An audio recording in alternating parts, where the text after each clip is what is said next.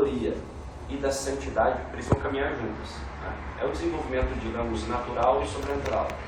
Como eu falei, é o desenvolvimento da via exterior e da via interior. Não dá para falar em educação católica se nós não falarmos da vida interior. Por isso que é importantíssimo nós citarmos aqui esses autores, Tanqueray, Marim, Reginaldo Garrigo Lagrange, porque são referências naquilo que se refere ao desenvolvimento da santidade. Mas para a educação católica, essas duas vias elas são complementares. Aqui serão apresentados os 3 primeiros livros do Didascalio, que tratam justamente dos temas citados acima. Os outros 3 livros se referem ao conhecimento da Sagrada Escritura, do qual é que nos faz necessário. O que acontece? Nós estamos dando um curso para os pedagogos interessados em trabalhar no nosso colégio. Como que nós estamos organizando? Um curso sobre educação católica, uma vez por semana. Eu comecei com esses 3 capítulos, e aí para eles de forma mais aprofundada, então foi cada formação um capítulo, as 3 primeiras formações foram de Didascalio, e as outras 3, o Divino Ius Magistri do Papa Pio XI, Familiares Consórcio do Papa João Paulo II, e o último, qual é a outra encíclica? Eu esqueci agora, mas é uma outra encíclica sobre educação, o De Magistri, né? Na verdade não é encíclica, é o De Magistri do Agostinho, sobre educação também. Vamos lá. Então, por que eu estou falando isso? Porque para nós entendemos que a educação católica, a sua origem, o seu ponto máximo, ela precisa passar por esses autores, né? Por essas referências. Quando o Papa Pio XI ele escreve sobre a educação de Ius Magistri, né, sobre o mestre divino, ele faz referência a toda essa obra católica. Muitas pessoas falam assim, mas o colégio de vocês vai começar ano que vem, né? Não tem tradição, né? Eu disse, como não? 2000 anos de tradição a gente tem. Como não? Nós estamos pegando a educação católica, entendeu? Nós estamos começando do zero, não, é a educação católica que nós vamos implantar de verdade. E eles falam, por que isso, né? Por que vocês estão começando esse colégio? Porque, infelizmente, hoje nós não temos educação católica. Isso é um fato. Né? Eu não vou falar o nome, tá? Mas isso mexeu muito comigo. Recentemente eu tenho observado muitos outdoors, só tem outdoor agora de escola. E aí, observando os outdoor, eu vi um colégio de católico confessional, que no outdoor dele a frase era inovação. Inovação. Eu pensei comigo, tinha que ser tradição. Não é verdade? Inovação. Ou seja, o que ele está querendo dizer com isso? O que significa inovação? Porque a gente acha inovação uma coisa fantástica, né? Um dos meninos lá, a imagem deles montando Lego, uma coisa assim, inovação. Né? Será que é isso mesmo que um pai verdadeiramente católico quer para o seu filho? Simplesmente algo inovador, algo moderno, entende? Eu creio que não. Não é à toa que nós temos feito essa apresentação para os pais, e eu vejo o pai chorar depois a gente apresenta o colégio. Então, era isso que eu queria para o meu filho. Porque inovação, eu vejo que pela inovação, pela busca de algo novo, muitos colégios têm se perdido, infelizmente. Mas enfim, vamos lá. E é o Hugo de São Vítor, para começar, né? O Hugo de São Vítor foi certamente um dos homens mais sérios do seu tempo, por suas virtudes e por sua ciência, o mais renovado de todos os vitorinos. Nascido na Santa Sônia em 1906, foi professor e diretor da Escola do Conselho de São Vítor, além de prior desse mesmo mosteiro e bispo. Baseada na tradição cristã e nas escrituras, toda a sua pedagogia visava formar os estudantes para alcançar a contemplação, o último grau da sabedoria, com a qual tem seu gosto dessa vida que será na recompensa do futuro. Uma formação integral que proporcionasse a união com Deus. O Hugo de São Vítor faleceu no dia 11 de fevereiro de 1141. Só uma curiosidade, porque eu esqueci de colocar a data de nascimento e morte dele, porque o Hugo de São Vítor não foi canonizado. Né? Não foi porque a ordem dele se perdeu, né, por pouco tempo, e a gente sabe que os processos de canonização e beatificação dependem muito das ordens, né, para levar o processo, etc. Mas é curioso que se ele fosse canonizado, provavelmente o seu dia seria 11 de fevereiro, não é verdade? E 11 de fevereiro é o dia do aniversário da nossa comunidade. Curioso, né? Eu acho isso fantástico, eu sempre falo. Então, já que a gente tem pouca informação sobre o Hugo de São Vítor, é interessante ver que os santos falavam dele. Olha o que São Boaventura diz sobre o Hugo de São Vítor. É fantástico isso. de onde se deduz que todas as Sagradas Escrituras ensinam três coisas, olha o que diz ele. O momento ele diz, ensinam três coisas das Escrituras: a geração eterna e a encarnação temporal de Cristo, a norma do viver e a união da alma com Deus, ou a fé, os costumes e o fim de ambos. Ele fala, as Sagradas Escrituras ensinam três coisas. Sobre a primeira dessas coisas, devemos exercitar-nos com afinco os estudos dos doutores. Sobre o segundo, os estudos dos pregadores. E sobre a terceira, os estudos das almas contemplativas. Santo Agostinho ensina de preferência a primeira, São Gregório a segunda, e Dionísio Areopagita a terceira. Santo Anselmo segue de Santo Agostinho, São Bernardo segue a São Gregório, e Carlos de São Vítor segue São Dionísio Areopagita. Porque Santo Anselmo se distingue pelo raciocínio, São Bernardo pela pregação e Ricardo de São Vítor na contemplação, mas o Hugo de São Vítor se sobressai na ciência. Ou seja, não era pouca coisa que esse homem representava, né? O que é a pedagogia vitorina?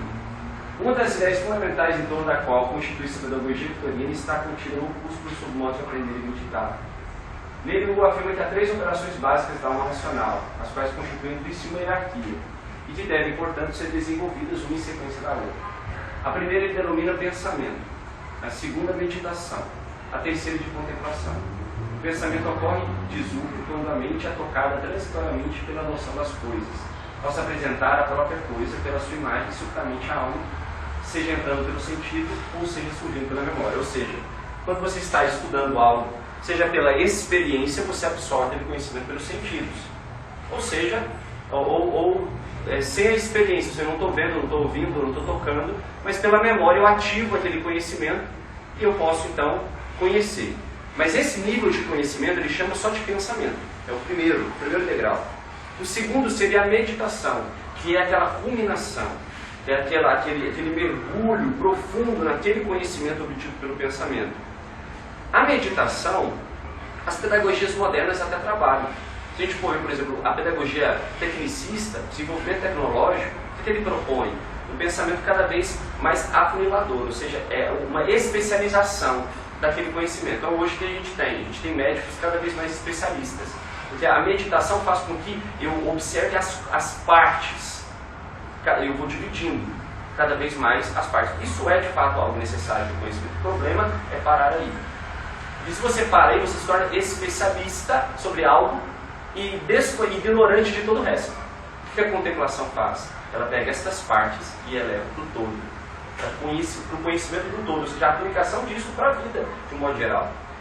Só que por que a ciência moderna não usufrui da contemplação? Porque a contemplação, ela inevitavelmente nos faz reconhecer o Criador de todas as coisas, que é o todo. Então, se a pedagogia moderna ela admitir que é necessário avançar para o grau da contemplação, que é o último grau da sabedoria, ela vai ter que reconhecer Deus. Não há outro modo de obter a sabedoria plena senão deste. Ou seja, eu vou conhecendo as partes, as coisas, as criaturas, mas se eu buscar ir além disso, a contemplação, eu vou ser obrigado a admitir que Deus é o Senhor de todas as coisas. Eu não costumo fazer isso, mas eu vou fazer porque aqui tem um pessoal bem selecionado. Eu acho que é bom usar a referência das Sagradas Escrituras. Dani, pega a Bíblia, tá ali, por favor. Se alguém trouxe a Bíblia, eu tenho no celular, eu acho que vale a pena. Quem tiver a Bíblia no celular, ele pode pegar. Quem não tiver, quiser anotar essa passagem, está em Sabedoria. Podia estar em outro livro, né?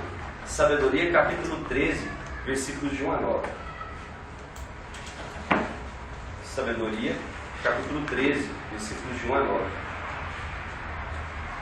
Eu amo muito essa palavra porque ela faz parte da minha vida, sabe? Eu, quando fazia psicologia na PUC, eu vi 1 ano de trevas com a minha professora de filosofia. Eu já era de caminhar. E a minha professora de filosofia, ela só sabia falar mal da igreja. Ela não tinha outra finalidade na vida do que desconstruir a igreja católica. Era impressionante. E eu estava estudando na PUC. A igreja católica não tem nada. E aí, então, um certo dia, peguei um livro num tio meu, que sei lá por que estava comigo, na minha kitnet, lá na cidade do Moral. Peguei aquele livro e o livro chamava Páginas Difíceis da Bíblia. E eu peguei ele e encontrei essa passagem que eu não conhecia. Diz assim: são insensatos, presta atenção que diz tudo sobre a contemplação E para mim é algo assim que ilustra muito bem a verdadeira sabedoria. São insensatos por natureza todos que desconheceram Deus, e através dos bens visíveis não souberam conhecer aquele que é, nem reconhecer o artista considerando as suas obras. Tomaram o fogo, ou o vento, ou o ar agitável, ou a esfera estrelada, ou a água impetuosa, ou os astros do céu, por deuses regentes do mundo. Se tomaram essas coisas por deuses, encantados pela sua beleza, saibam então quando o seu Senhor prevalece sobre elas, porque é o Criador da beleza que fez todas essas coisas. Se o que os impressionou é sua força e o seu poder, que eles compreendam por meio delas que o seu Criador é mais forte, pois é a partir da grandeza e da beleza das criaturas que, por analogia, se conhece o seu autor. Contudo, este só incorre uma ligeira censura. Pense nos cientistas. Só incorre uma ligeira censura, porque talvez tenham caído no erro, procurando Deus e querendo encontrá-lo. Vivendo entre as suas obras, eles as observaram com cuidado, meditação. E porque eles as consideraram belas, deixaram-se seduzir pelo seu aspecto. Ainda uma vez, entretanto, eles não são desculpáveis, porque se eles possuíram luz suficiente para poder perscrutar a ordem do mundo, como não encontraram eles mais facilmente aquele que é o seu Senhor? Gente, isso é maravilhoso. Dá vontade de ler para meu professor de filosofia. Eu não ia ligar muito. Dá de ver. Então, esse trecho que eu acabei de ler está nos princípios fundamentais de pedagogia, que é uma obra que trata da pedagogia de São Paulo. Antes da gente falar dos 3 livros, então, para a gente terminar essa introdução, qual o propósito do didascálico? O didascálico de São Vito apresenta os princípios e fundamentos das artes liberais e sua aplicabilidade, além de orientar os seus alunos sobre o que devem ler, em que ordem e de que modo devem fazer. Desse modo, ele coloca o foco na educação, da educação no próprio estudante. Para Hugo, era absolutamente claro ser o aluno a causa eficiente do processo de aprendizagem. Portanto, o didascálico não é um livro sobre como ensinar, mas como aprender. Não é sobre didática, mas a própria didática aplicada. Uma verdadeira aula, por assim dizer, a todo aquele que procura percorrer o caminho que conduz a sabedoria. Olá, boa tarde, tudo bem? Então veja bem, o que é o didascálico? É um livro para quem quer aprender. Então, ele não é um livro simplesmente para quem quer ensinar necessariamente, mas para quem quer aprender. Agora, o sábio, ele é aquele que primeiro sabe e depois transmite. Inclusive, se você pegar o opúsculo sobre o modo de aprender e ensinar, ele trata do ensino, ele trata da retórica, ele trata da questão da eloquência, mas no final. Ou seja, depois ele começa com a humildade, para ele é o princípio da sabedoria, é a humildade. E para ele a humildade consiste em 3 coisas: considerar tudo, considerar todos e não se considerar melhor. Ou seja, isso é o princípio da sabedoria, a humildade. Depois ele termina com o ensino. Depois que você sabe, aí você tem como missão transmitir conhecimento. Vamos falar então dos 3 livros. Eu acho isso fantástico, a forma como ele organiza, né, o livro dele. Então ele começa com a seguinte pergunta. Na verdade, essa pergunta eu coloquei como uma certa definição do capítulo, né, no primeiro livro. Ele responde essa pergunta: do que o ser humano é dotado? Olha que interessante, mas você não vai falar das artes liberais? Você não vai falar de educação? Por que você vai falar do que o ser humano é dotado? Meus amigos, afinal de contas, quem nós queremos ensinar? É o ser humano. Nós não estamos falando de pedagogia, de adestrar animal. Nós estamos falando do ser humano. Então, a primeira coisa que você entender é do que o ser humano é dotado, o que ele possui enquanto capacidade de abstrair conhecimento. Se eu não entendo quem é o ser humano, e a ciência moderna não sabe quem é o ser humano propriamente dito. Falo porque, por exemplo, na psicologia, nós vemos abordagens, por exemplo, uma forma de se aprender fazendo experiência com animais. Ou seja, primeiro eu conheço como funciona com um animal, para depois aplicar isso para o ser humano.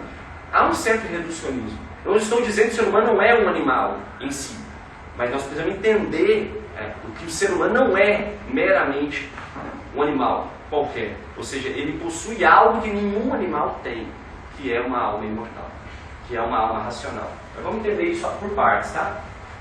Então ele chama de tríplice potência da alma, certo? Então entenda a alma como a capacidade do que o ser humano é dotado. O ser humano possui uma alma que é imortal, que em si possui 3 realidades: a vitalidade ou crescimento, a sensibilidade e a racionalidade. Então, para o Hugo de São Victor, o ser humano possui uma alma que é dotada de 3 características: a vitalidade, a sensibilidade e a racionalidade. Se a gente pegasse, por exemplo, São Gregório Magno, ele acrescentaria uma, que é a existência. Ele acrescentaria a existência, porque ele diz assim: o ser humano, ele é a obra-prima da criação. Por quê? Porque ele possui algo que é dos seres minerais, algo que é dos seres vegetais, algo que é dos seres animais e algo que é dos seres angelicais. Ou seja, o ser humano é a obra-prima da criação. Ele possui algo que toda a criação possui. E por que o sobre não coloca? São Gregório Magno acrescenta os minerais. Porque o que os minerais têm, que o ser humano também tem? A existência. Eles existem, certo? Ele começa assim. E o que os vegetais possuem? Os seres vegetais, as árvores, as plantas, têm, que o ser humano também tem: a vitalidade, a capacidade de crescimento, a sensibilidade dos animais e a racionalidade, que é própria do ser humano, mas também que os seres angelicais possuem. Mas vamos entender aqui por partes. A vitalidade, o crescimento, é próprio dos seres vegetais. Eu gosto muito disso daqui porque para mim faz muito sentido. Ele chama, ele divide, né, em 3 partes a vitalidade: consumo, repouso e produção. Gente, isso aqui não é coisa que eu pensei, elaborei, não. Algumas coisas eu coloquei numa linguagem mais acessível, mas isso tudo é o que está no livro das cartas. Se você me ler, você vai encontrar tudo isso. Inclusive, eu vou disponibilizar o slide, tá, para vocês. Vou disponibilizar outras coisas também, depois eu falo. Então, o que é o consumo? O consumo é ganhar energia. Aí dá o exemplo da raiz da árvore. O repouso é recuperar energia. Tronco da árvore, ele está estático ali, né? Repousando. E a produção, que é gastar energia, a copa da árvore, que gera os frutos, que produz energia, produz algo. Agora, olha que interessante, no ser humano, pensa no ser humano. Se você pegasse as 24 horas de um ser humano qualquer e dividisse em 3 partes, 8, 8, 8, mais ou menos você teve o quê? 8 horas de consumo, 8 horas de repouso e 8 horas de produção. Basicamente, um ser humano, né, vamos dizer assim, eu trabalho 12 horas por dia. Não, tá, beleza. Mas, geralmente, é 8 horas. Vamos colocar assim, de 6 a 8 horas é o tempo de quê? De produção, de trabalho. Depois, 8 horas é mais ou menos o tempo que se dorme, que se descansa, né? Sempre levantando e falando assim: eu durmo 4 horas, né? Como se fosse uma grande vantagem, só 4 horas por dia, né? Mas você tem aquele tempo de repouso. E o que eu consumo? Eu não fico 8 horas por dia comendo, né? Mas você não come só com a boca. Não, você consome com os olhos, você consome com... Assim, a gente não consome conteúdo na internet, a gente não consome por meio do entretenimento, a gente consome energia através da vida espiritual, da vida de oração. Então o consumo aqui é uma forma, é tudo aquilo que se faz para ganhar energia. O repouso para recuperar energia, a reprodução para gastar energia. E a gente vê isso nos seres vegetais. Isso também se encontra no ser humano. A sensibilidade é própria dos seres animais. Você tem um sentido, você tem, principalmente nos seres animais mais evoluídos, você tem o ouvir, o ver, o degustar, o cheirar, o tocar, a sensibilidade. Você tem a paixões e instintos, que eu coloquei uma frasezinha aqui que o Padre Paulo gosta muito, né? Que é a lei dos animais: fuja da dor, busca o prazer. Não é assim? Ou seja, quem não vive, muita gente vive assim: né? Fuja da dor e busca o prazer. Na verdade, é assim que tem vivido a maioria das pessoas, infelizmente, né? Ou seja, como animais. E a memória que está muito ligada à satisfação e à exaltação. Ou seja, o animal é capaz, o cachorro é capaz de lembrar do seu dono. Ele tem memória em alguma medida, né? Mas está muito ligado à satisfação e insatisfação. Porque ele me faz bem, né? Então eu lembro, aquele que me faz, aquele que me bateu, né? O rapazinho aqui, o menino está com a pedra no cachorro, ele lembra, ele tem memória, né? Então está muito ligado à satisfação e à insatisfação. Então, ou seja, é uma memória mais limitada. E a racionalidade, que é própria dos seres humanos, que aí, além das 2 faculdades superiores, eu acrescentei a imaginação. Porque eu acho que o imaginário, ele é algo que é muito próprio do ser humano, né? Você não tem, por exemplo, uma imaginação que está muito ligado à capacidade humana, a capacidade criativa, criadora do ser humano, está muito ligada à imaginação. Você não tem uma imaginação comparada com os animais. Os animais não têm imaginação como o ser humano tem. Então, é importante destacar dentro da racionalidade a imaginação. E o Buda Samvita faz isso. Ele chama isso de dedução das coisas presentes. Ele chama a inteligência de intellecção das ausentes, ou conhecer a natureza das coisas pela razão. Ele chama a vontade de procura das desconhecidas, ou discernimento moral.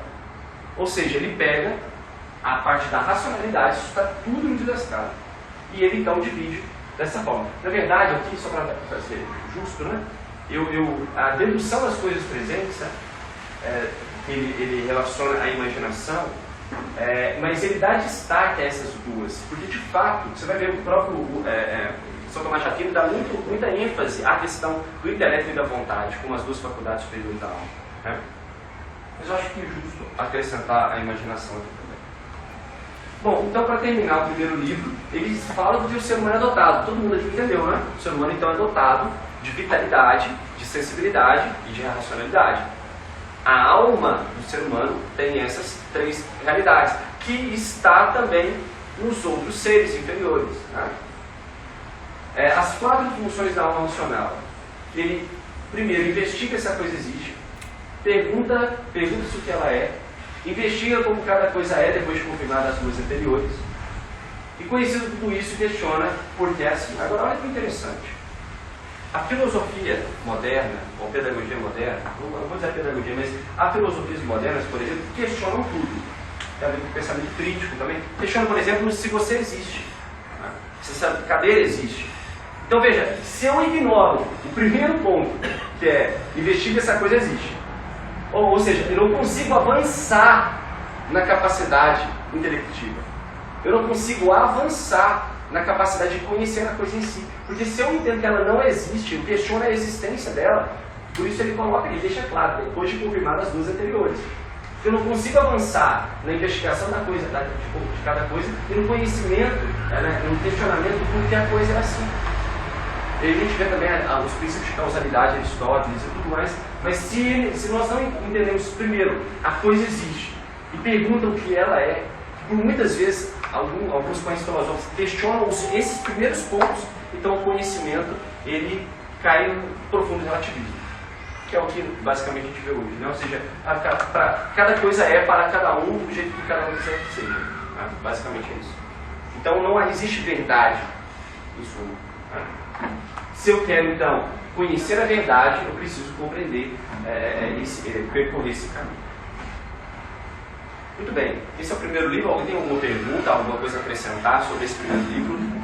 Que responde do que o ser humano é dotado? Não? Podemos passar para o segundo? Vamos lá. Segundo livro, do Didascado.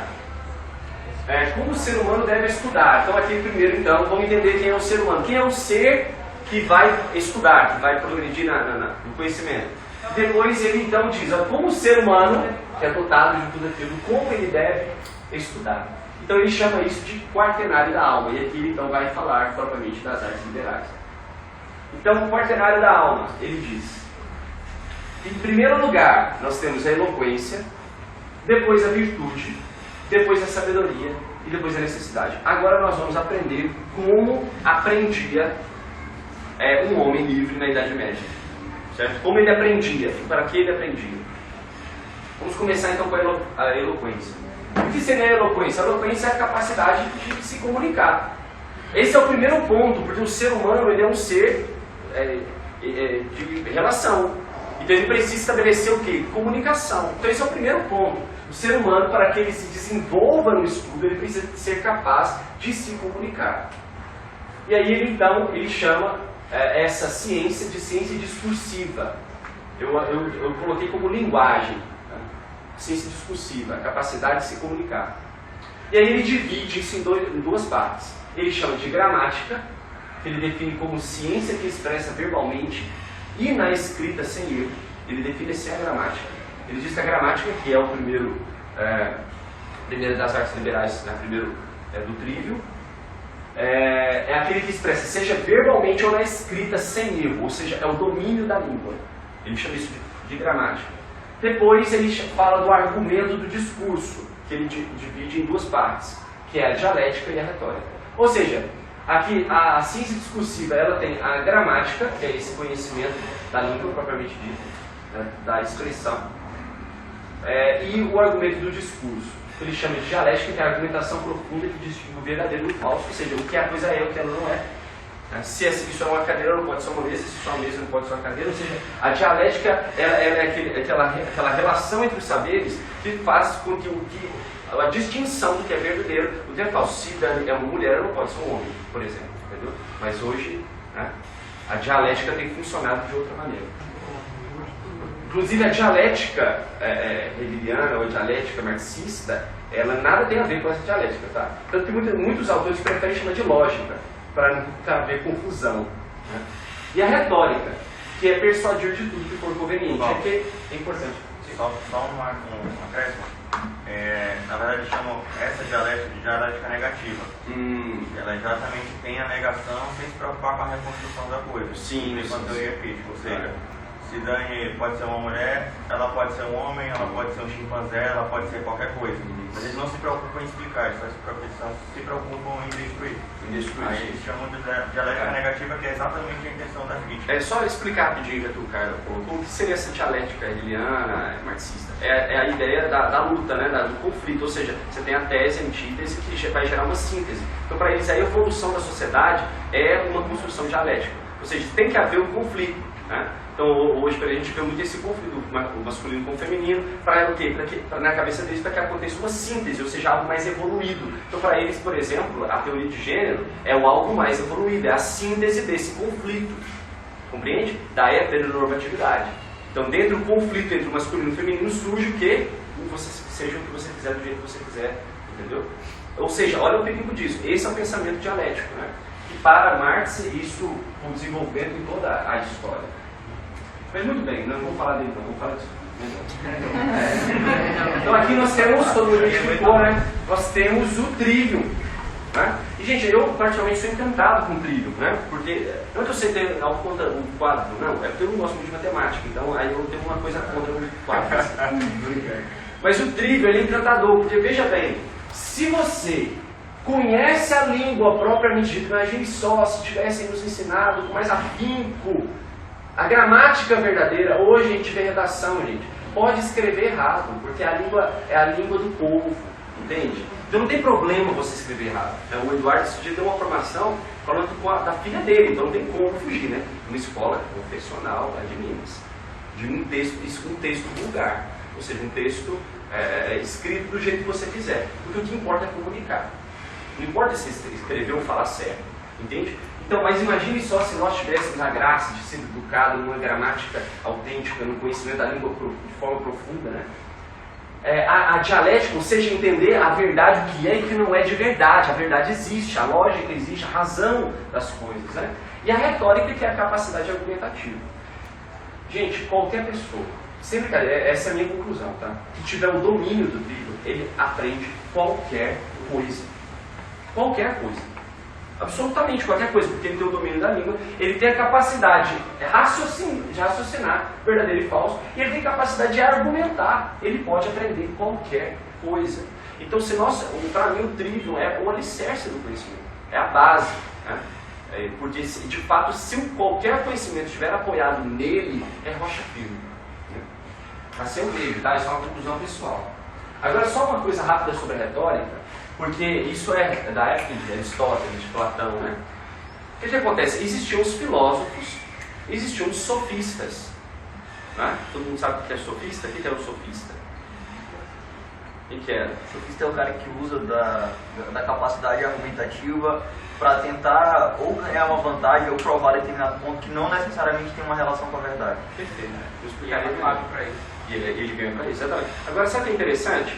Os filósofos, eles debatiam, né? Você vê Platão, por exemplo, questionando os sofistas, ou seja, os filósofos sempre criticaram os sofistas, obviamente, porque os filósofos estavam preocupados com a sabedoria, com a verdade, e os sofistas não, com a verdade pessoal, ou seja, a minha verdade. Agora veja, o que mais a gente tem em rede social?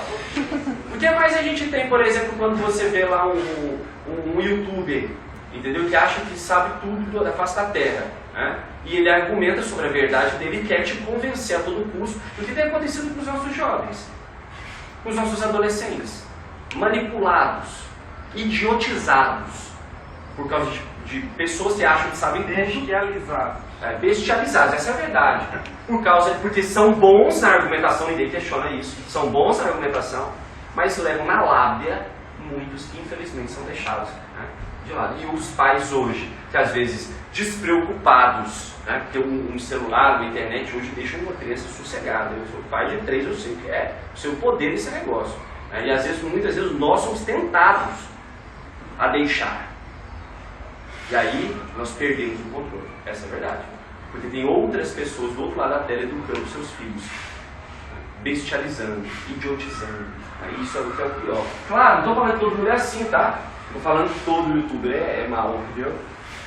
Mas toda vez que houver alguém que estiver levando conhecimento, que não está preocupado com a verdade, mas em convencer alguém sobre algo, cuidado. Porque ele está mais pendendo para um sofista do que para um filósofo. Aí a gente estava conversando com o Caio, né? Todo aula, né? A gente conversando, ele falou uma coisa interessante. Ele falando de uma pessoa e ele falou assim: o que esse cara fez? Entende? É uma coisa de falar do Valdo. O que o Valdo é, entendeu? O Valdo não é nada. Eu estou aqui, gente, igual papagaio de pirata, só falando o que esse cara que falou. Entendeu? Eu não estou falando nada. Quando eu falar assim, a minha opinião, eu falo, tá, gente, essa aqui é a minha opinião. Não precisam, preferencialmente, não concordem comigo. É a minha opinião, cuidado. Entendeu? Mas tem pessoas que fazem questão de reforçar que a opinião deles é uma verdade absoluta. Então, cuidado, porque às vezes a retórica é utilizada não para aquilo que é conveniente para a verdade, mas conveniente para a pessoa. E isso é perigoso. Muito bem. Agora, que interessante, o Culto São Vitor diz: depois da eloquência vem a virtude. Não é a sabedoria, é a virtude. Porque a virtude é um hábito da alma que se conforma à razão segundo a sua natureza, a disciplina moral ética. Ela faz oposição aos vícios, aos pecados. E para o Culto de São Vitor, ela é dividida em 3 partes, que é a individual, a privada e a pública. Aí você vai falar assim: não, esse domínio que eu ignoro, isso aqui parece que é coisa da escola, porque só para você não achar nada, fica curioso, né? É porque tem um sujeito chamado Benjamin Bloom, que não é católico, mas é um psicólogo da década de 50, que desenvolveu a taxonomia de Bloom, que nós pretendemos aplicar no colégio. Mas eu não vou falar de taxonomia de Bloom aqui agora, então é porque eu fiz um esforço aqui para poder relacionar a taxonomia de Bloom com o pensamento do Culto de São Vitor. Que se é a verdade, então a verdade ela se relaciona com a verdade, não é verdade? Não é verdade? Então eu fiz aí uma relação. Mas vamos pular essa parte dos domínios cognitivos. A prática então, para ele, a virtude é a prática, é a vivência, é o exercício da moral, ou seja, do comportamento, do relacionamento com as pessoas. Ele fala que ela é dividida em 3 partes. É a individual, a privada e a pública. A individual, ele diz que é consolidar a própria vida nas virtudes e pelos bons costumes. Ou seja, você sozinho com você mesmo.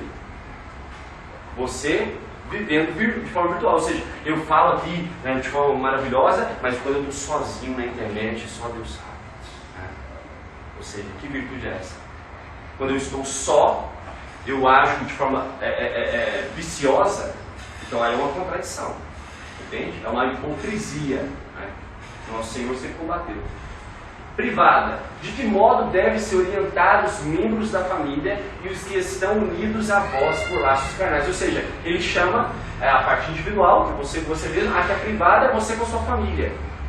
Sabe aquela frasezinha da sua mãe quando você converte, vai para a igreja e fala assim: lá na igreja você conforme, aqui em casa, se os seus amiguinhos dizem você aqui, sabe aquela coisa? Ela está certa.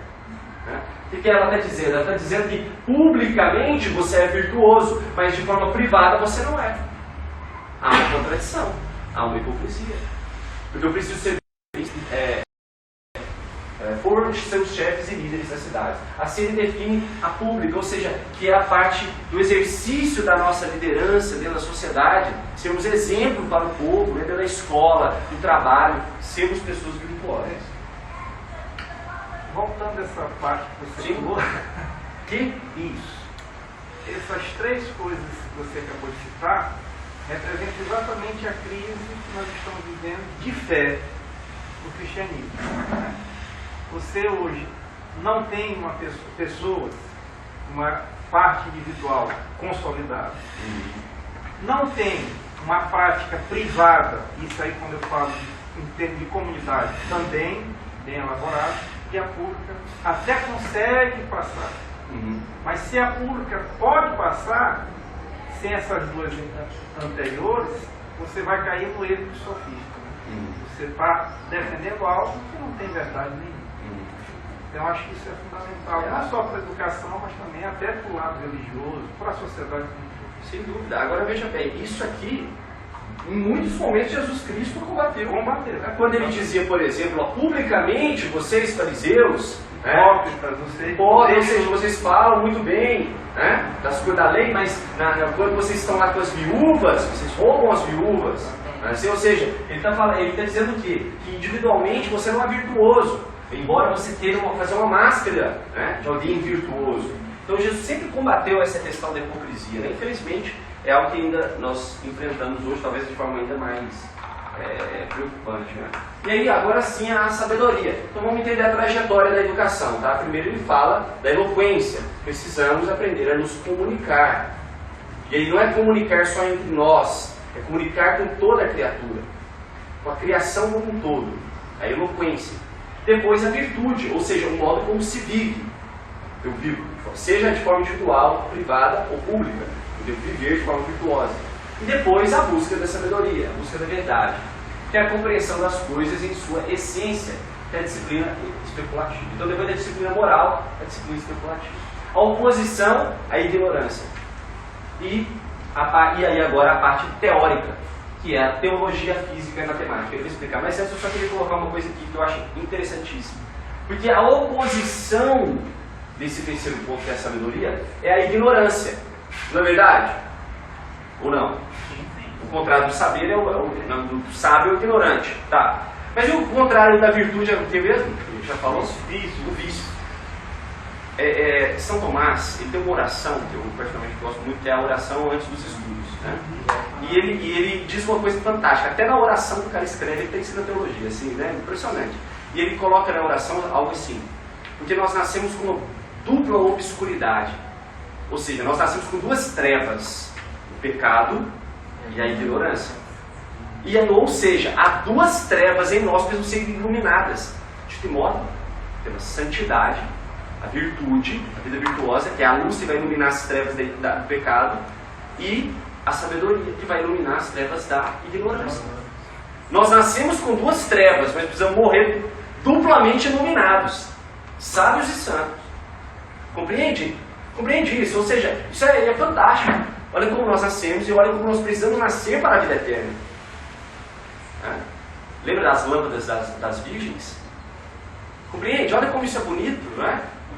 Ou seja, quando ele voltar, precisamos estar com as lâmpadas acesas, não apagadas.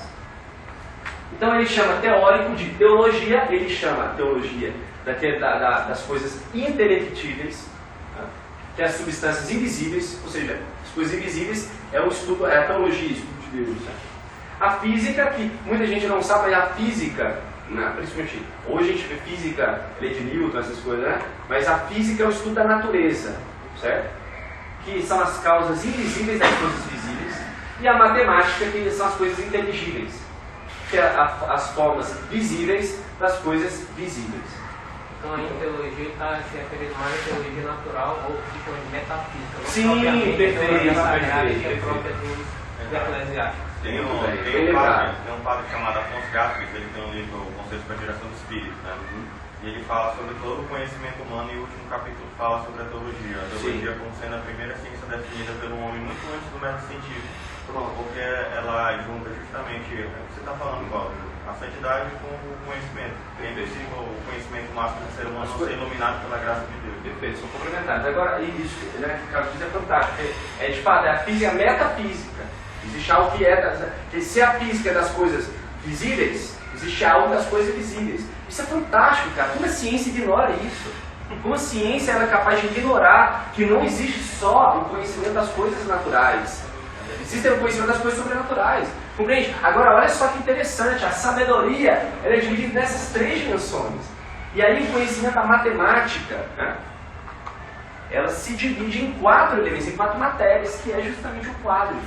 Então, a matemática e seus desdobramentos, que é a aritmética, que trata-se do número, a unidade, a música, que trata-se da proporção do som, a geometria trata-se do espaço e ponto, e a astronomia trata-se do movimento instante. Eu não vou conseguir aqui ficar explicando o quadro, entendeu? Então, né, adquiram o das caras por e-mail, porque aqui ele explica cada um desses pontos aqui do quadro, tá?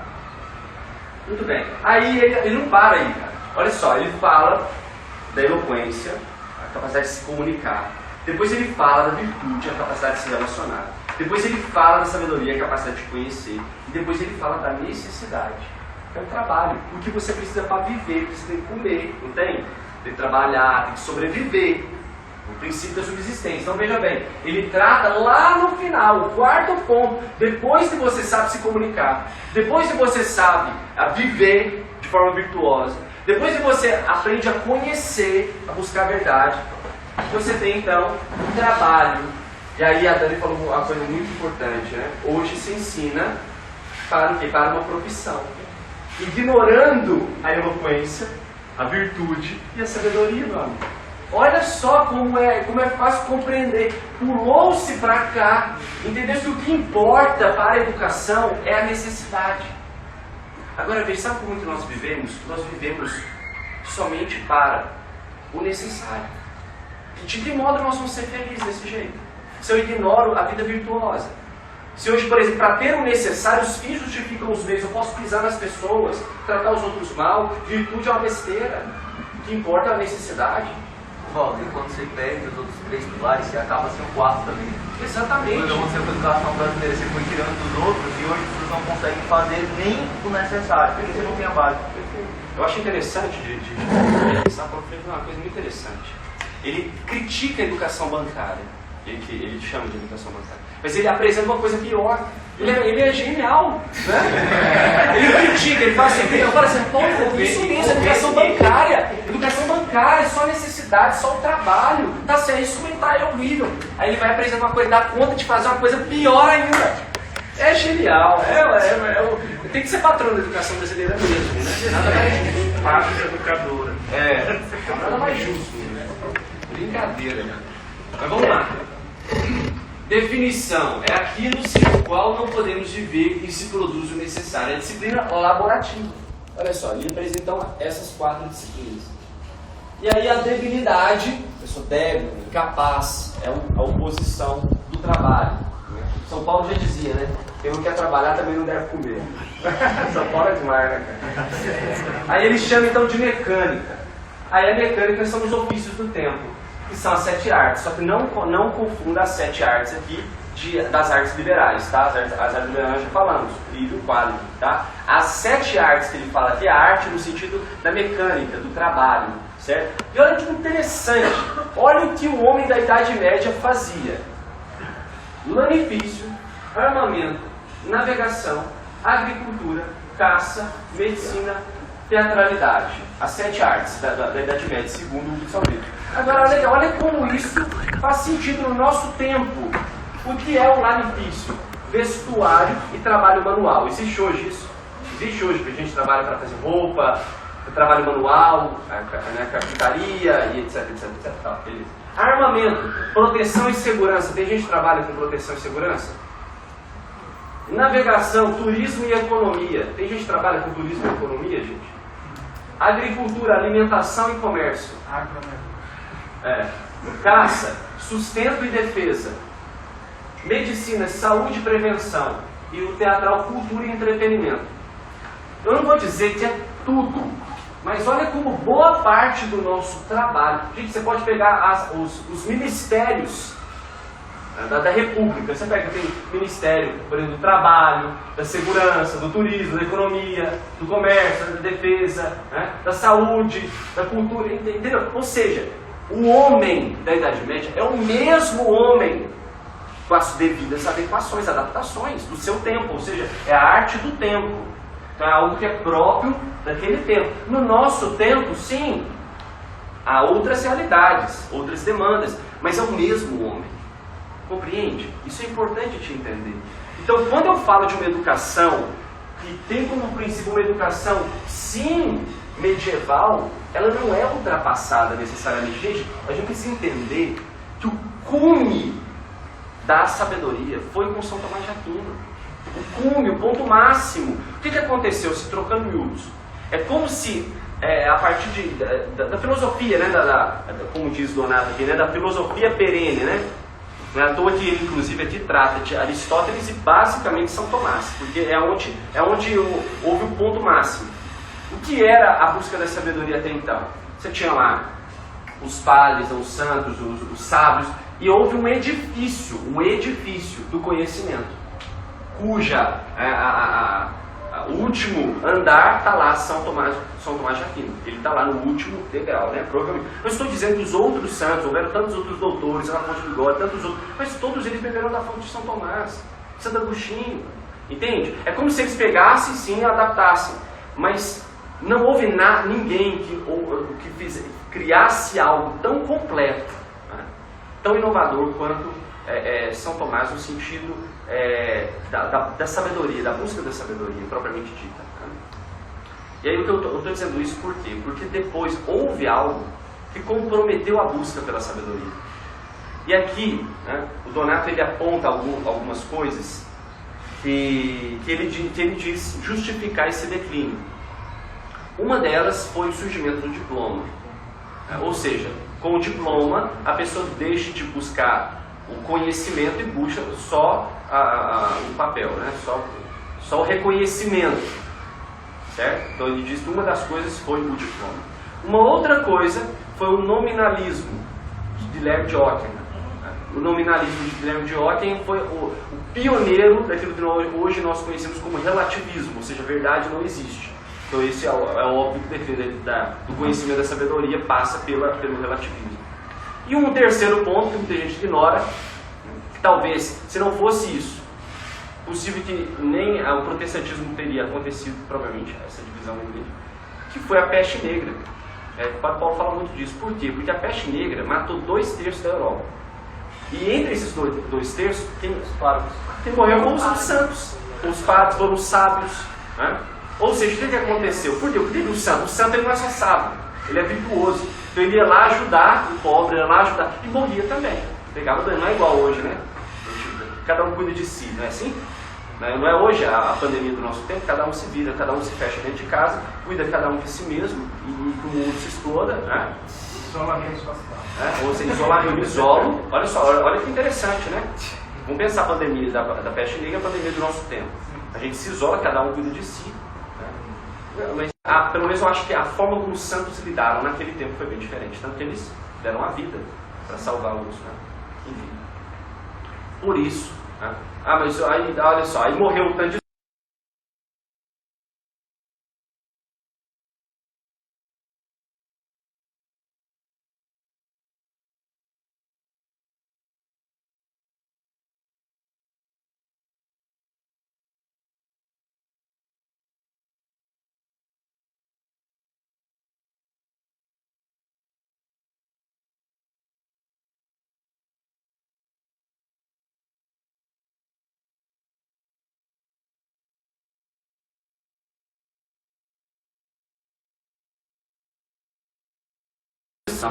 Não só da sabedoria, mas também da vida virtuosa.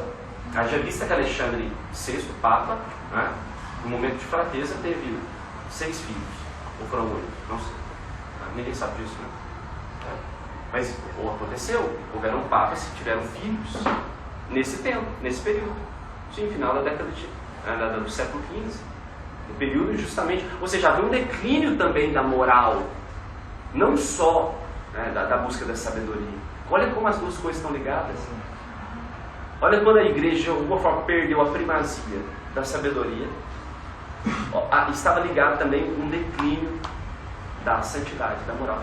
Louvado seja Deus pelo século XVI, por Santa Teresa, pela Contra-Reforma, Inácio de Loyola. A igreja tem uma capacidade impressionante de ressuscitar. Deve ser porque foi criada, né, do nosso Senhor Jesus Cristo. Ele foi o mestre em ressuscitar. Então, a igreja ela tem essa capacidade incrível, né? e meio a um caos como nós vivemos hoje, eu não duvido também. Serão os santos, meus irmãos. São os santos que irão trazer à tona a verdadeira igreja de Cristo. Que Deus nos dê a graça de fazermos isso na educação. Para cada tempo Deus suscita os santos necessários, né? Exatamente. Neste tempo, certamente, por mais que pareça que não, mas Ele suscitará aqueles Ele vai necessários. suscitar os Sejamos nós os combatentes, né, dessa igreja Não militante. tenhamos medo, porque veja bem, meus irmãos, muita gente olha, porque a igreja fala tanto do aborto, tem gente aí que fala tanto de ideologia de que coisa, por que falam tanto desse negócio? Meu irmão, é a heresia do nosso tempo. É a heresia do nosso tempo. Os santos dos tempos lá atrás combateram outras heresias. Essa é a do nosso tempo. Não é outra não, é essa, é a destruição do ser humano. Para contextualizar vocês, houveram está havendo inclusive quatro nãos. Né? O primeiro foi o não à igreja, o protestantismo, está falando disso, né? O não à igreja. Depois o não a Deus, né? O iluminismo, ou melhor, o não a Jesus Cristo. Deus, sim, criou o deísmo, né? Criou tudo, beleza, mas Jesus não. O humanismo. Depois veio o ateísmo, o agnosticismo, não, Deus também não. E agora o quê? Agora quer atacar quem? Primeiro foi a igreja, depois Jesus, depois Deus, agora é o ser humano. Ambientalismo. Tem teólogos aí falando que o ser humano é o parasita da humanidade. Não é assim? Tem de salvar as árvores e os bichos, porque o ser humano que destrói tudo. Então o ser humano seja... Né? Eu ouvi de um menino, gente, olha só, eu penso se ele leu Leonardo Boff. Eu prometo, eu ouvi de um adolescente. Né? Eu acho que o coronavírus olha o que ele diz, eu preciso lembrar direito, ele falou assim, como é que fala quando o nosso corpo mesmo precisa combater uma coisa? O coronavírus é o anticorpo do planeta Terra, que veio para destruir o ser humano, que é o vírus que está destruindo a humanidade. Não, eu falei, só pode ter lido Leonardo Boff. Isso é ambientalismo, entendeu? Isso é pensar que o ser humano é um monstro, etc. Então, veja bem, aqui vai totalmente na contramão, porque o ser humano aqui, para o Hugo de São Vito, ele é a obra-prima da criação. Certo? Então, veja bem, a ideologia de gênero, por exemplo, que é a destruição do ser humano, como ele foi criado, pensado por Deus, é justamente uma forma de destruir a identidade humana. Esse é o nosso tempo. É o nosso tempo. Nós precisamos nos contextualizar. Às vezes a gente fica muito preocupado com nós mesmos. A gente precisa se contextualizar. Se nós queremos ser santos, nós precisamos combater. E hoje, o nosso tempo, o que nós devemos combater é uma coisa chamada cultura de morte. A cultura de morte, né, tem raízes sim no marxismo, no comunismo, tem raízes sim entre os metacapitalistas, pessoas que governam o mundo economicamente, mas enfim, né, precisamos ter conhecimento dessas coisas, para a gente entender o porquê que o mundo está caminhando da forma como está. Não é evolução, como muitos dizem. Né? Valdo, me permite só uma parte rapidinho. Voltando para o São Vitor, obrigado, que chamou muita atenção foi que ele fala que as etapas são investigar se existe, definir o que é e depois definir como funciona. E ele faz exatamente isso com a educação humana. Perfeito. Ele investiga por que ela existe, como ela é, e aí ele vai falar do homem como essa educação se dá. Né? Isso me chamou muita atenção. E outra coisa, só para complementar, é que talvez a consequência de você ir destruindo a proximidade do homem a Deus é justamente olhar ele só pelas suas misérias. Então fica muito fácil enxergar o homem como vírus quando o homem está totalmente isolado de Deus. Porque ele fica de fato só com seus pecados, com seus vícios, com as suas fraquezas, e aí não dá para ver muita virtude, não dá para ver muita semelhança. Então é meio que uma bola de neve que de fato só pode ser remediada com a sabedoria do que a santidade. Perfeito, cara. Fantástico. É o mesmo que, por exemplo, quando Marx pensava na família, e falava assim que a família precisa acabar, mas ele olhava o quê? Que era o homem que batia na mulher, né? Que era o homem que de fato pegava o dinheiro todo, ia para o boteco e deixava a família passando fome. Quando você olha para esse homem, aí você avalia, a família não funciona. A família é uma coisa que não vai dar certo. Mas se você tem essa concepção de família, compreende? É perfeito o que você está dizendo. Porque nós temos primeiro redimir o homem, salvar o ser humano, redimir a família, entender o que é a família propriamente. Se nós não entendermos a família olhando para a família de Nazaré, nós vamos nos perder, de fato.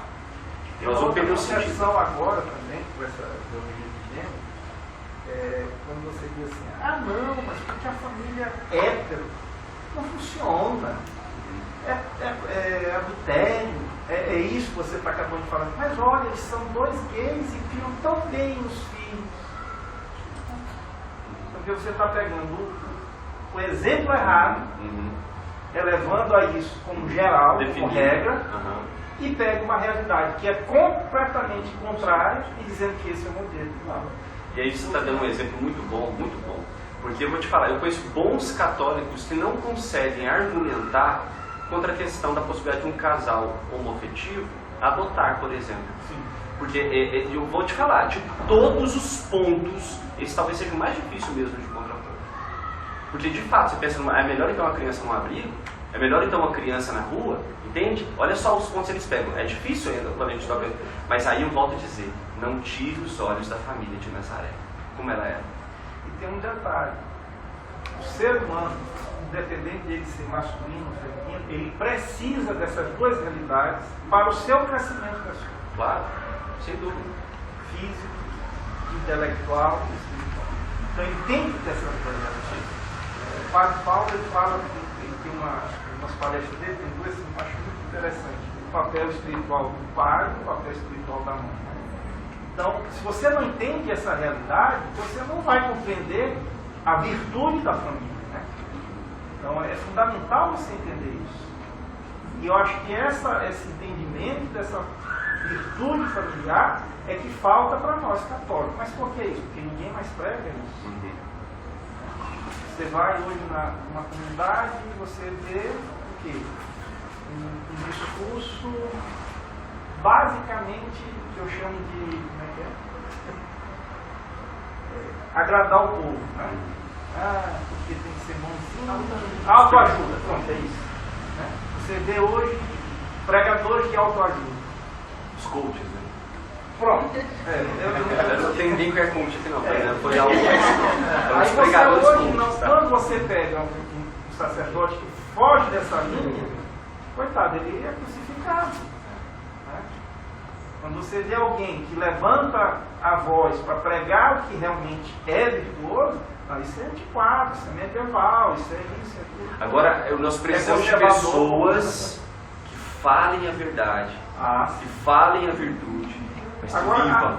eu queria também aproveitar, porque você falou uma coisa muito interessante, quando falou de Tomás de Aquino, que ele só teve um calcanhar de Aquiles, que é o dia 8 de dezembro que vai acontecer. É uma pulada, né? Só isso, mas isso aí deixa pra lá. Mas o grande problema que eu vejo hoje é que nossas faculdades de teologia não estudam mais Tomás de Aquino. Aqui mesmo em São Luís, se você conversar com um sacerdote, eu nunca viu nada de Tomás de Aquino. Ele estuda Calvano. Nada, absolutamente nada. Como é que um desse vai tratar de virtude? Sim. Que virtude ele vai ensinar para a sua paróquia, para a sua pastoral? Olha, eu falo nem São Tomás, que às vezes, infelizmente, né, o declínio da educação, pensando num seminarista também que vai estudar logo São Tomás de casa, mas eu fico pensando, cara, se estudasse Sofia, se estudasse teologia ascética e mística, estudasse né, um Reginaldo Garrigo Lagrange, porque, gente, nós precisamos sim de sacerdotes e de pregadores que falem da vida interior, sabe? Que falem da vida virtuosa, do desenvolvimento. Por que Padre Paulo hoje é uma referência, gente? Porque Padre Paulo fala disso. A gente já ouviu falar, por exemplo, sobre o castelo interior com o Padre Paulo. A gente escuta falar sobre o organismo, sobre as moradas, o organismo sobrenatural com ele. Né? E claro, que bom que existe ele, pelo menos, né? E graças a Deus outros também que surgiram. Graças a Deus. Né? Mas tenhamos esperança, porque a igreja tem essa capacidade maravilhosa de ressuscitar como seu Senhor. Afinal de contas, ele é corpo da cabeça. O que é necessário para o estudo? Esse é o terceiro livro. Então vamos lá, agora a gente vai falar do estudo propriamente dito. Eu sei que eu me prolonguei muito aqui, mas isso tenta ser meus objetivos. Então o estudo, a capacidade natural, ele fala então do engenho e da memória, o exercício, que é o esforço e a assiduidade, a disciplina, que é a aplicação do que aprendeu o modo de viver. Isso aqui é basicamente o que está no livro também. Eu só coloquei, né, de uma forma a facilitar a apresentação. Então a primeira coisa é o engenho. Ele chama de engenho e define como, na página 135, que é provido pela natureza, aprimorado pelo uso, suprimido pelo trabalho desmedido e aguçado pelo exercício. Isso ele chama de engenho, é a nossa capacidade natural. Então o engenho nós vamos desenvolvê-lo pela leitura e pela meditação. A leitura é um modo de ler. E o modo de ler ele explica que como se lê então, como que deve se ler? Dividindo e descendendo. Ou seja, dividindo, relacionar, classificar, propor e comparar. Então, por exemplo, eu pego um livro e é interessante que o Hudson ele faz de certa forma isso. Ele começa o livro segundo resumindo o primeiro. Ou seja, ele promove uma comparação. E descendendo, ou seja, do todo para as partes. Ou seja, entendendo a finalidade do todo, a aplicação disso para as partes propriamente dito. Então, assim se lê para a erudição bíblica. E a exposição. Então, depende da letra, a ordem, o sentido, o significado e a sentença, que é a compreensão. A gente estava falando disso ontem, né, cara? Toda hora disse uma coisa interessante. A gente estava falando de um político que teceu uma frase espetacular. A frase dele era... democracia precisa de dinheiro. A democracia precisa de dinheiro. E aí a hora que eu ouvi essa frase, eu pensei, meu Deus do céu, né? O que ele está dizendo? Ele está dizendo que a política é corrupta e ponto final. A democracia precisa de dinheiro, ou seja, a corrupção é algo que não tem como mudar. Aí, o problema é que quando você escuta uma frase dessa, a pessoa ela escuta, né? Mas ela não compreende o sentido e nem a sentença. Então ele fala isso em cadeia nacional, na televisão, e ninguém entende o que ele está falando. Compreende? É a questão do analfabetismo funcional. Ou seja, a pessoa não é capaz de entender o que aquele sujeito também só está falando. Palavra em cima de palavra. É palavra em cima de palavra. Ou seja, é uma falácia. Agora, quando você fala, cara, o que esse sujeito falou? Tem um detalhe. Ele devia ser preso, você está entendendo? Por ter falado isso. O povo, de modo geral, gosta da ideia de democracia e gosta do dinheiro. Então, pô, você casa as duas, beleza. Não é? Pronto. Falou duas coisas que razoavelmente são interessantes e pronto, beleza, juntou as duas. Exatamente. Então, se você não compreende, se você leu e não entendeu, você não leu. Para ele, a letra, o sentido e a sentença, elas precisam caminhar juntas. Você precisa ler, né, entender o significado e a sentença, a compreensão do que você leu. E a meditação, que é investigar. Meditar é investigar. Então, por exemplo, quando você lê algo, você está ali com o dicionário do lado, você está ali com a Bíblia do lado, ou seja, eu estou meditando. Se quem faz Léxico Divina sabe disso, você quer meditar, aí você leu primeiro, depois você medita. Você quer meditar, eu pego uma outra passagem lá, eu comparo a primeira leitura com o Evangelho. Não é isso, isso é meditar. Eu faço essa relação. Então, a meditação está ligada na causa origem, né? O modo de ser, a unidade de cada coisa. Certo? Aí, por consequência, aí ele tem uma frase bonita, ele diz, qual é a consequência da meditação? Ela instrui na ciência e inunda de alegria. Isso é bonito porque, não sei se você já passou pela experiência de ter um contato com uma verdade. Sabe quando você fala, cara, então é por isso que isso é isso aí que tal. Meu amigo, o que acontece? Há um gozo, uma alegria. Eu não sei se você passou uma experiência assim. Meu Deus, é eureka, né? Você fala assim, éguas! Entendeu? É isso, pronto. Eu tenho essa experiência, todo o curso que eu vejo do Padre Paulo, eu tenho essa experiência assim. Eu escuto para meu Deus do céu. Olha que interessante. O engenho encontra a sabedoria. Então é o engenho que encontra a sabedoria. E o que faz a memória? A memória guarda. A palavra, na verdade, certa é custodia. Custódia ou custodia? Não, desculpa. Mas o que é o custódio? É quem protege, quem guarda, não é? Eu botei guarda, porque é mais fácil para me entender. Então, a memória ela guarda. Então, se o engenho tem essa capacidade natural de aprender, ela procura a sabedoria, porque, gente, deixa eu entender uma coisa aqui. Todo ser humano busca a verdade. A verdade, ela e é bonito demais quando São Tomás explica isso, né?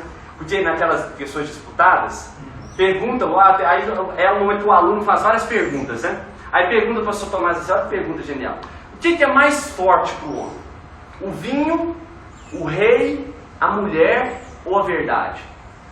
É uma pergunta meio assim, né? Tipo, até uma pergunta de recreio, né? O que mais é mais forte para o homem? Aí ele fala, olha, a mulher, ela tem força sobre o homem na questão da sensibilidade. Ela dobra o homem, né? Então as mulheres entendem que ela tem um poder sobre o homem nessa matéria da sensibilidade, da afetividade. O rei é sobre o exército, então tem um medo, né? O medo do rei, porque o rei tem uma autoridade, então ele tem medo da morte, então o rei tem um poder sobre o homem. E o vinho tem um poder sobre a razão do homem, né? Ele bebe o vinho, ele perde a razão, né? aquela noção das coisas. Mas a verdade, a sobriedade. Mas a verdade é o que domina sobre todas essas coisas. E ele diz isso por quê? E isso eu percebo muito mesmo, quando a gente vai fazer algum tipo de exposição, seja uma pregação, uma palestra, uma formação, quem também faz isso, às vezes experimenta também. Eu tenho uma frase que eu digo o seguinte, que um dia ouvindo a verdade é capaz de apagar uma vida inteira de mentira. Porque a verdade tem um poder impressionante. Quando você escuta uma pessoa que a vida inteira ela aprendeu socioconstrutivismo, ela aprendeu com Felipe Neto, entendeu? Aí quando ela aprende a vida inteira a mentira, aí um dia que ela escuta a verdade, rapaz, não, aí. Porque a força que a verdade tem supera todas as outras. Porque o ser humano busca a verdade. Ele diz, rapaz, então é isso, né? Por isso a gente tem que buscar a filosofia e não o discurso propriamente dito. Eu pulei, né? Desculpa, eu só falei, só citei a memória. Então, só para explicar, a memória, por definição, ela guarda o que for breve e certo. E aqui eu estou pecando contra a memória. Não sei se vocês perceberam. Porque, por exemplo, a memória, ela se compraz à brevidade. Eu já estou mais de uma hora falando. Então, quando há algo que é breve, a memória, ela guarda. Por isso, o sábio é aquele que fala pouco. Então, o que ele fala, rapaz, tem aquele padre, né, que você vai, rapaz do céu. Ele só disse uma frase. Aí você vai confessar, ele se escutou lá, igual paciência. Aí você, meu filho, é isso. A brevidade. E aí você guarda e leva a vida inteira, né? Então, a memória, ela tem essa capacidade de guardar, de se comprar, ou seja, ela se alegra na brevidade. Ela guarda o que é breve. E também, obviamente, o que é certo, o que é verdadeiro, né? Deve buscar recolher e refletir de acordo com os seus princípios. Muito bem, então, é nisso que a verdade, que a memória se baseia. E o exercício, que tem dois pontos, que é o esforço e a assiduidade. Ou seja, eu quero conhecer algo. Então, esse algo precisa ser buscado pelo esforço e pela constância, pela perseverança. Se você não estuda, não tem hora de estudo todos os dias, a busca pelo conhecimento ela vai se perder. As pessoas que, por exemplo, você lê a vida intelectual, né, do padre Sertirante, ele fala que você tem que ter meia hora, uma hora de estudo todos os dias. O que ele está dizendo? Ele está falando de assiduidade, não é isso? Ou seja, não é só assiduidade, está falando de esforço também, porque não é você vai, eu vou estudar uma hora, 2 horas por dia. Beleza, vai lá, uma semana.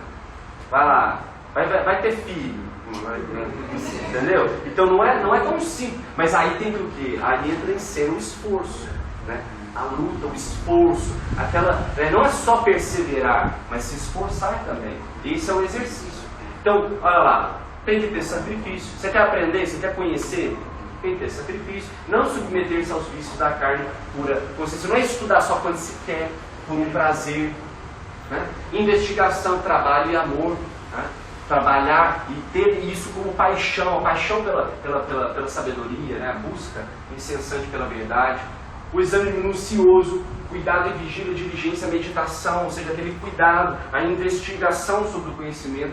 E olha, ele fala sobre o exílio também, o abandono da pátria e do lar. Desapego é igual a liberdade interior. Isso é maravilhoso.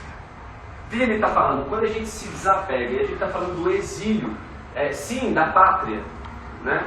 Mas veja, não é só da pátria. Aqui o desapego é das pessoas, das coisas e de si mesmo. Quando, por exemplo, a gente vive a verdadeira humildade, quando o São Vítor ensina que o princípio da sabedoria é a humildade, ou seja, considerar tudo, considerar todos e não se considerar melhor, ele está dizendo desapega de si mesmo. Porque nós nos amamos demais, gente. Se você for ler, por exemplo, né, Tanqueray ou Lagrange, ou Rui Marinho, ele vai dizer que a segunda via, a via iluminativa, todos eles falam disso. A via iluminativa, ela se dá quando a pessoa abandona o amor próprio.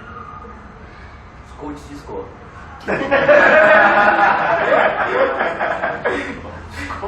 Ou seja, quando a morte do amor, tem, na minha opinião, melhor diz sobre isso é Santa Catarina de Siena no livro de Aula.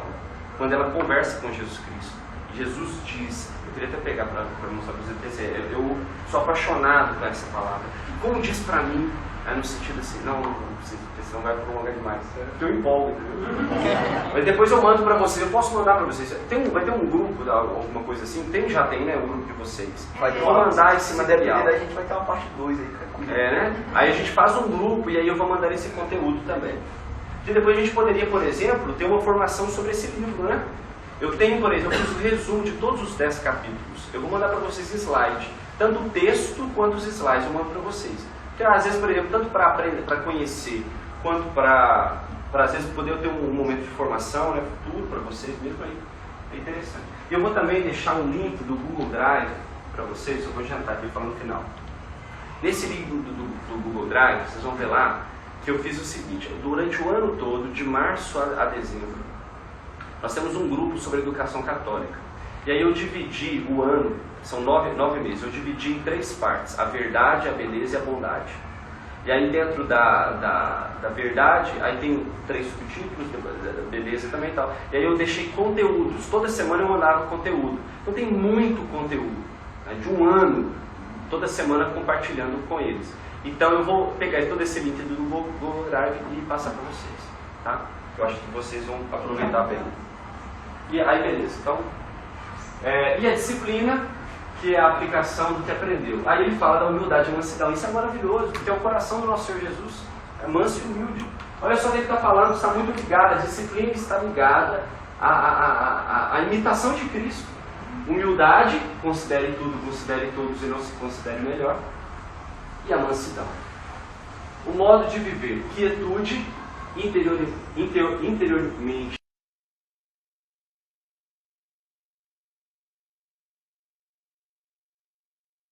A pobreza. Ou seja, quando na busca pela sabedoria eu não me preocupo em obter coisas, é a questão do sofista, né, que ganha. Ou seja, o sábio, ele não está preocupado, ele vive essa parcimônia, ele não está preocupado com coisas supérfluas, ele quer a verdade é a maior riqueza dele. Entende? Esse é o filósofo. Esse é o que busca verdadeiramente a sabedoria. Val, para finalizar as profissões que ele listou, a vocação intelectual ela não entra.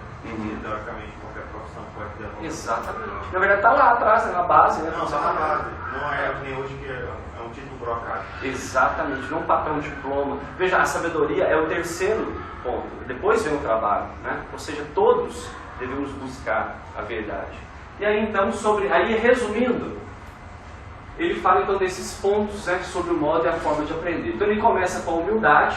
Essa frase, né, eu peguei aqui, porque ele tem essa frase é uma frase só, tá? Um texto só. Aí eu peguei dividindo, né, sobre cada uma das coisas que ele falou já. Então ele começa com humildade, depois o esforço na investigação, que é a meditação, então a força de vontade, a quietude, uma vida recolhida, exame minucioso, uma busca silenciosa, parcimônia, a pobreza, e o exílio, que é uma terra estrangeira. Então, na verdade, no texto está assim: uma mente humilde. Ele fala assim, sobre de que modo devo aprender? Uma mente humilde, com força de vontade, uma vida recolhida, uma busca silenciosa, na pobreza, por meio de uma terra estrangeira. Tudo isso costuma ajudar no entendimento de muitas coisas obscuras encontradas na leitura. Eu vou concluir, mas antes, eu queria concluir com outro texto. Depois vocês leem esse daqui. Quero concluir com um texto aqui, o que eu acho. Ele fala no final do capítulo, no livro 3, ele fala...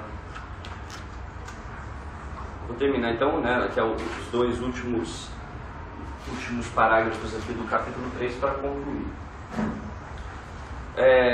Um grande princípio da virtude, que é o espírito exercitado, que aprenda a substituir progressivamente essas coisas visíveis e passageiras para que depois possa também abandoná-las por completo. É frágil aquele para quem somente a pátria é doce. Eu vou explicar porque eu gosto tanto dessa frase. Porém, já é forte aquele para quem a pátria é qualquer lugar. E certamente é perfeito aquele para quem o mundo todo é um exílio. O primeiro fixou seu amor em um lugar no mundo. O segundo o espalhou. E o terceiro o extinguiu. Eu mesmo vivi exilado desde menino. E sei em que sofrimento se encontra a alma quando tem que abandonar o seu lar. Mesmo que seja um estreito terreno de uma pobre cabana. Mas também com que liberdade depois se despreza as habitações de mármore e forradas com pedra. Eu amo essa passagem porque eu me lembro que eu abandonei a minha terra. E como é grande não só o fato de deixar a sua terra para estar em outro lugar, mas entender que a terra toda é um exílio. Que nós somos estrangeiros aqui. A nossa pátria é em outro lugar.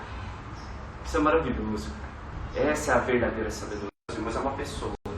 É a pessoa de nosso Senhor Jesus Cristo. E é por isso que eu queria terminar passando um vídeo para vocês.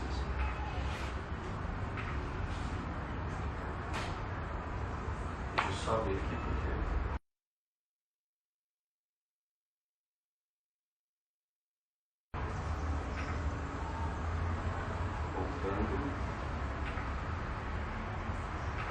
Qual escola você busca para a educação de seu filho?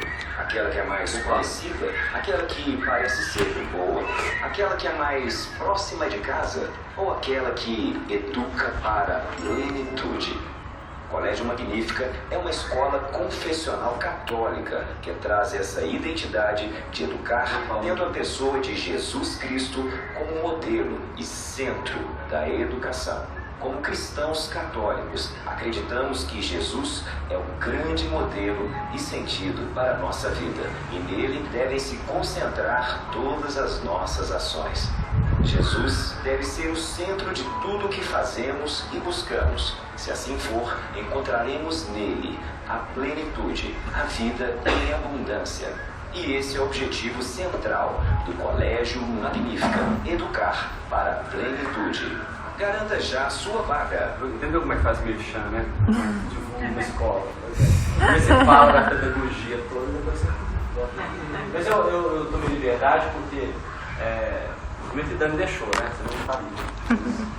Queria terminar, gente, de verdade, agora, passando um conteúdo para vocês, para a gente poder, quem sabe, mesmo ter um outro momento, ou mesmo para a gente poder ter oportunidade de estudar mais, né? Ontem a gente estava conversando, eu, o Eduardo, o Caio, o Eduardo aqui, a gente foi falar sobre engenharia, sobre a escola, as reformas, as coisas, né? E ficamos quase mais de uma hora falando de educação, de política, de coisas, né? Ou seja, foi uma resenha, né? Que a gente teve, mas foi muito boa. E como é bom poder ter momentos assim, de conversar, né? Aqui não é uma formação, mas é bom seria a gente poder ter momentos de partilha de conhecimento. Tem pessoa aqui muito mais capaz do que eu aprenderia muito mais, né? Então a gente tem essa oportunidade de crescer junto. Eu acho que seria muito bom, né?